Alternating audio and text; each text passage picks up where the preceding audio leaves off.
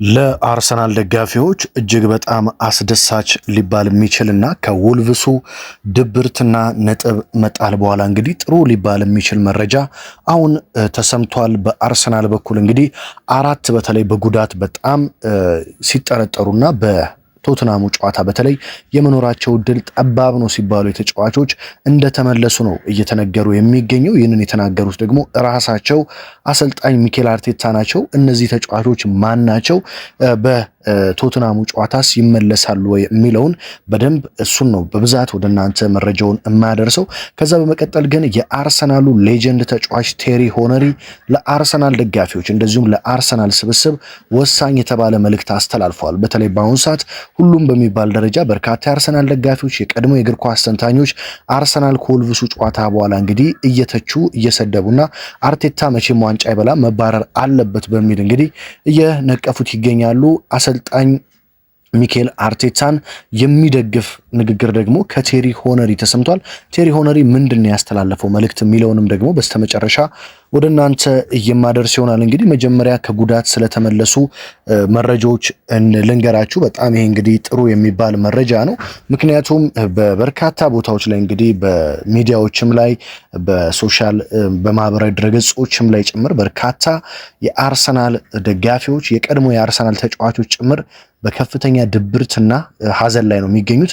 ምክንያቱም በጣም ያልጠበቁት ውጤት ስለተመዘገበና አርሰናል እንዳለፉት ዓመታት በተለይ የ3 ዓመታት አሁንም ድንጋጤ የ3 ዓመታት ጠባሳ እንዳለባቸው ይታወቃል። የአርሰናል ደጋፊዎች ባለፉት ዓመታት ዋንጫ በላን ብለው ጫፍ ከደረሱ በኋላ ዋንጫ እንዳጡ የሚታወቅ ነው። ስለዚህ አሁን አርሰናል ነጥብ ሲጥል ያለፉትን ዓመታት ልንደግም ነው ወይ በሚል በከፍተኛ ድንጋጤ ውስጥና ሀዘን ውስጥ እንደዚሁም ድብርት ውስጥ እንደሚገኙ በግልጽ መናገር ይቻላል። ብዙዎችም ለዛ ነው በማህበራዊ ድረገጻቸው ላይ እየወጡ ከፍተኛ ድብርት ውስጥና በአርሰናል ተስፋ መቁረጥ ውስጥ እንዳሉ የሚናገሩት። ነገር ግን አሁንም አርሰናል ፕሪሚየር ሊጉን በ5 ነጥቦች ርቀት እየመራ ነው የሚገኘው። ምንም እንኳን ሲቲ አንድ ቀሪ ጨዋታ ቢኖረውም አርሰናል አሁንም የፕሪሚየር ሊጉን እየመራ ነው የሚገኘው። ነገር ግን ፕሪሚየር ሊጉን እየመራ ባለበት ነው በርካታ የአርሰናል ደጋፊዎች አርሰናል ዋንጫውን እንዳጣ ያህል እየተናገሩ የሚገኙት። በነገራችን ላይ ይሄ ከአንድ ቀን ከዘለለ መልካም ነው ብዬ አላስብም። የጨዋታው ቀን ንዴት ሊኖር ይችላል፣ በንጋታውም ንዴት ሊሆን ይችላል። በርካታ ነገሮችን ልትናገሩ ትችላላችሁ።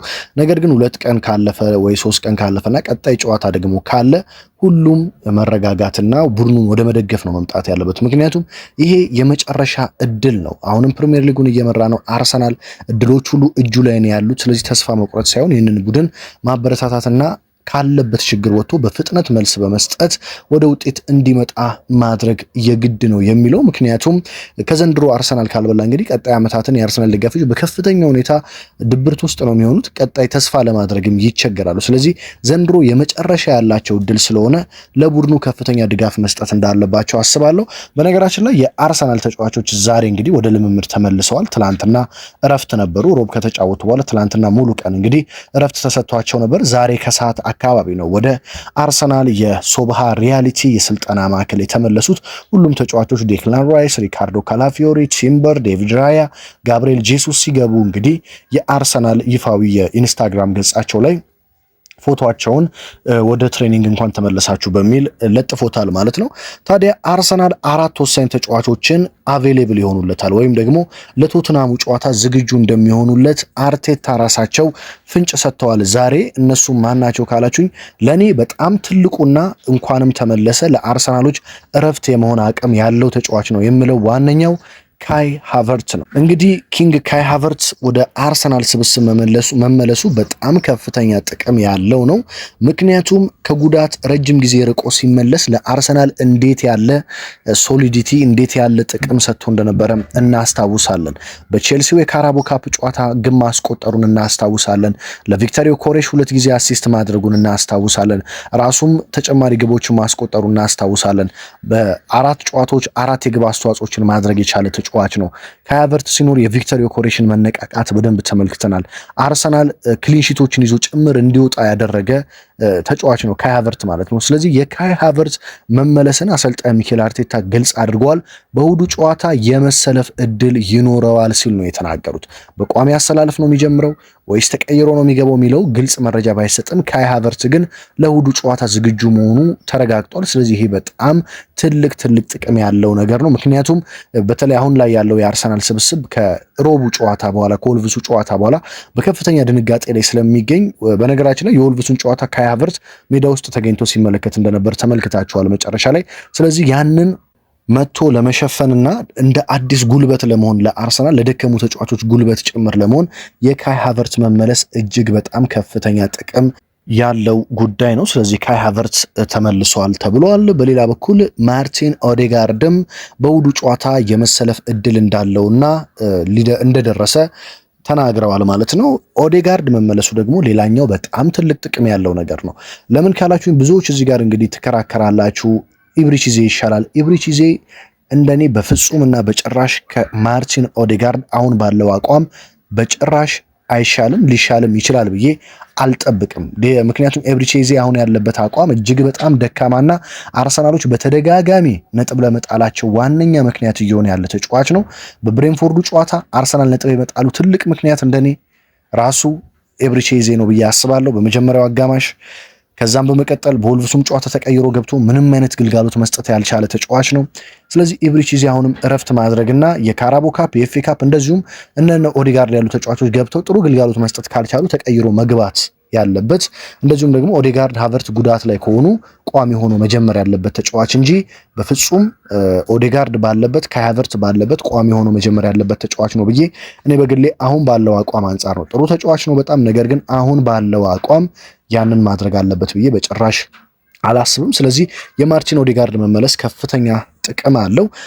ኦዴጋርድ እንግዲህ ለእሁዱ ጨዋታ የመሰለፍ እድል እንዳለውና ሃቨርትዝም ኦዴጋርድም ዝግጁ እንደሆኑ ተናግረዋል። ነገ የመጨረሻ ልምምድ አለ፣ ነገር ግን ሁለቱም የመሰለፍ እድላቸው እጅግ ከፍተኛ ነው ሲሉ አሰልጣኝ ሚኬል አርቴታ ተናግረዋል። ይሄ ትልቅ እፎይታ ነው ለአርሰናሎች ብዬ አስባለሁ። በሌላ በኩል እንግዲህ የቤን ዋይትና ሪካርዶ ካላፊዮሪ ከጉዳት መመለስ ነው። ነገር ግን የሪካርዶ ካላፊዮሪ እንኳን በአሁኑ ሰዓት ለእኔ አሁንም በአንጻራዊ ነው የምናነሳው። ምክንያቱም ሜዳ ላይ አርሰናል ሁለት ተጫዋቾች አሉት በየቦታው። ስለዚህ በአንጻራዊነት የተሻለው የቱ ነው ብለን ነው የምናስበው። ፔሮ ሂንካፔና ሪካርዶ ካላፊዮሪ አሉ በዛ ቦታ ላይ። ሪካርዶ ካላፊዮሪ በውድድር ዓመቱ መጀመሪያ ፔሮ ሂንካፔ እስኪሰለፍ ድረስ እጅግ በጣም ምርጥ ተጫዋች የነበረ ነው ለአርሰናል።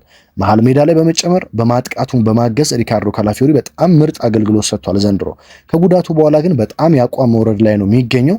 የወልቭሱም ጨዋታ ላይ ራሱ ላይ ግቡ ማስቆጠሩ ትንሽ በስነ ልቦናው ረገድ ሊጎዳው ይችላል የሚል እምነት አለኝ። ስለዚህ ሪካርዶ ካላፊዮሪ በቶትናሙ ጨዋታ ቢቀመጥና ፔሮ ሂንካፔ ቢጀምር ጥሩ ነው ብዬ ነው የማስበው። ነገር ግን ሪካርዶ ካላፊዮሪ በደንብ ዝግጁ እንደሆነ ተረጋግጧል። ሌላኛው ቤን ዋይትም ከጉዳት እንደተመለሰና ለእሁዱ ጨዋታ ዝግጁ እንደሆነ ተናግረዋል አርቴታ። እዚህ ጋር ነው የኔ ትልቁ እንግዲህ አሰልጣኝ ሚኬል አርቴታ ሪስክ ይወስዳሉ ደፈር ይላሉ ወይ የሚለው እንግዲህ ያው የብዙዎቻችን ጥያቄ ነው። ጁሪየን ቲምበር በከፍተኛ ድካም ላይ ነው የሚገኘው። በእርግጥ አርሰናል እሁድ ከተጫወተ በኋላ ቀጣይ ከቼልሲ ጋር እስኪጫወት ሳምንቱ ሙሉ እረፍት አለው። የዛኔ በደንብ እረፍት ማድረግ ይችላል ጁሪየን ቲምበር። ነገር ግን አርቴታ ድፍረት ካላቸውና ሪስክ መውሰድ ከፈለጉ ቤን ዋይትን ቋሚ አድርገው ቢያስጀምሩት በቶተናሙ ጨዋታና ለጁሪየን ቲምበር እረፍት ቢሰጡት ያን ያህል ከባድ ነው ብዬ አላስብም። ነገር ግን ጁሪየን ቲምበር ከድካሙ ትላንትና እረፍት አድርጓል። ከድካሙ ከተመለሰና በደንብ ግልጋሎት መስጠት የሚችል ከሆነ መሰለፍ ይችላል። ነገር ግን ጁሪየን ቲምበር ከቅርብ ጊዜ ወዲህ እየሰጠ ያለው አገልግሎት ሜዳ ላይ ያየነው የድሮ ጁሪየን ቲምበር አይደለም። በጣም እየደከመ እየተመለከት ነው እንገኛለን። እሱም አይፈረድበትም። ምክንያቱም አመቱን ሙሉ ያለምንም እረፍት እየተቀጠቀጠ የሚገኝ ተጫዋች ነው። አሰልጣኝ ሚኬል አርቴታ እንደነ ፔፕ ጋርዲዮላ ሪስክ እየወሰዱ እረፍት እየሰጡት አይደለም።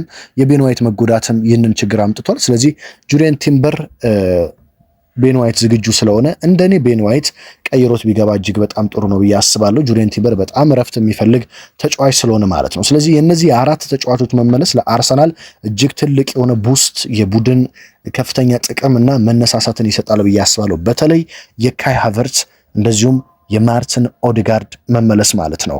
በሌላ በኩል ቴሪ ሆነሪ ለአርሰናል ደጋፊዎች መልእክት አስተላልፏል።